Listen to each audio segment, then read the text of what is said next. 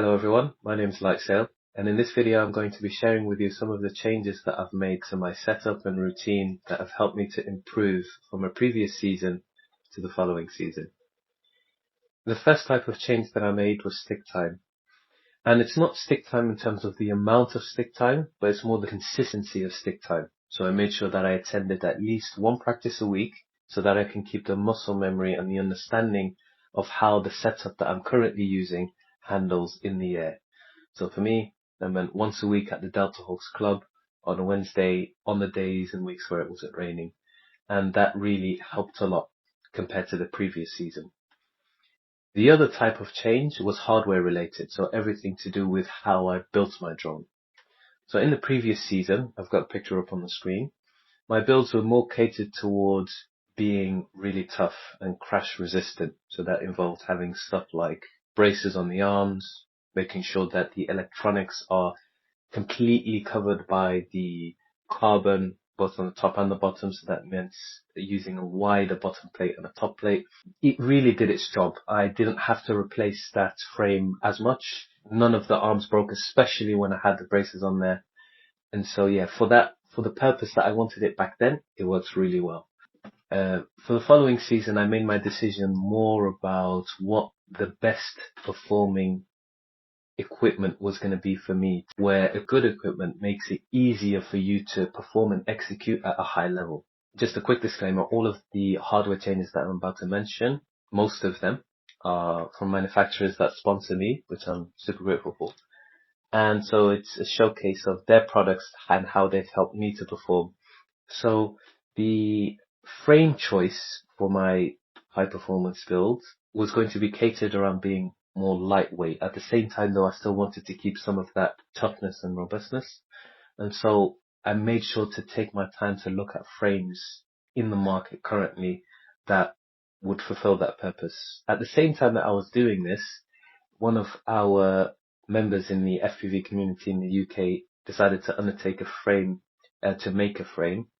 And from when the idea and the concept was shared, I really liked it. It really looked like everything that I needed from a frame. And so I kept an eye on that until the prototypes came out. And then hearing some of the people adopt it, it was pretty clear that that was what I wanted to go for, comparing to all the other frames in the market. So you should see it up on screen now. It's a Toco TK1.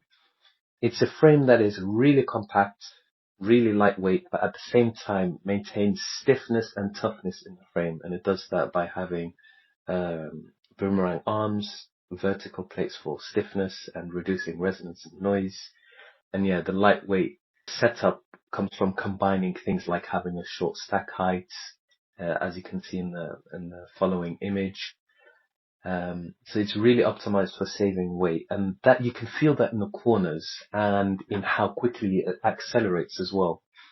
Those two main sort of behaviors of how it flies are really pronounced compared to my previous setup. And that was a nice change that helped me to fly a little bit more better, a little bit more consistently. Turns were easier to execute. The tuning of the drone was a lot easier as well. You should see a quick picture up on the screen of that. There wasn't that much frame resonance to address, and so it was really easy to tune, and that was a nice to have as well. The next hardware change is the motors. So these are the ZT Innovate 2085 kV motors. So they performed amongst the best in Chris Ross's testing of motors, and in my personal experience as well, they're super fast and also importantly efficient as well when paired with a good prop. Compared to the previous motors that I used to use, a big step up. And so if you're looking at having a performance boost, the frame and the motor and prop are going to be the things that make the biggest difference. And the prop that I decided to pair with the motor, which is quite important as well, like the pairing of the motor and the prop is really important. I decided to pair the Gemfan 5128.0. So these are propellers that Gemfan has produced that I think these have flown under the radar a little bit. And from the data that the research and development team at Gemfan has sent me, they seem to be amongst the top performing props. In terms of electronics, I decided to use the Diatone Reactor 66 amp out of all of the choices that I had.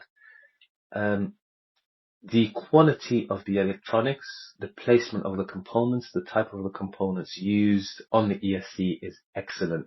The performance that you need from a fast and agile drone is delivered by the ESC, and that's really good. And the flight controller as well, super easy to tune, really nice flight feel. So no complaints there. They are excellent electronics manufacturer, Diatone, so check them out. Camera, VTX, antenna, all of that is HD0. Not much to say about that. Definitely check out JBox's most recent video about HD0. He's done a great job of explaining why that gives an advantage in terms of performing at the highest level. Any questions that you have or any improvements that you could share with me about how I can improve these videos further to bring more value, that would be excellent. And that would be it from me. Roll the DVR.